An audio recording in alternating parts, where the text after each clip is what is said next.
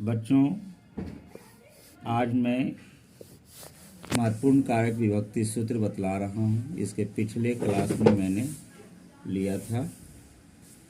अब जो है प्रकृत्याधिवयस्य उपसंख्यानाम, इसमें जो है कि प्रकृति या स्वभाव शब्दों में तृतीया विभक्ति होती है।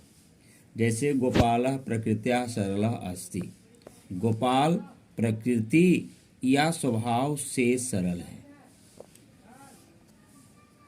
कोई भी चीज रहेगा, जैसे सीता प्रकृत्या सरलः अस्ति, सीता प्रकृति से या स्वभाव से सरल है। स्वभाव शब्दों में ही तृतीया विभक्ति होती है। दूसरा नंबर है अपवर्गे तृतीया। इसमें कहा जाता है कि किसी भी चीज की फल की प्राप्ति या कार्य की समाप्ति को कहते हैं।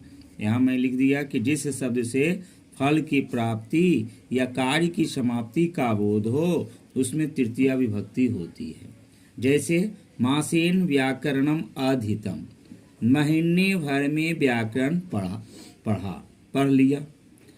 तो यहाँ महीने का बोध हो रहा है, न कि है ना फल की प्राप्ति हो रही है, कार्य की समाप्ति हो रही है यहाँ महीने भर में। तो इसीलिए महीने भर में व्याकरण पढ़ लिया, तो इसीलिए कार्य की समाप्ति हुआ। और उसी प्रकार होता है फल की, है ना, फल की प्राप्ति। जैसे मान के चलिए मासेन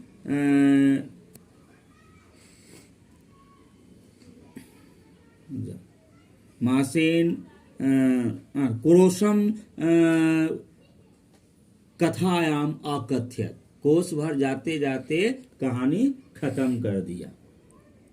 कोष भर जाते जाते कहानी खत्म कर दिया। ये अपवर्गे तृतीया में ही होता है। अब आता है इथम भूत लक्षणी।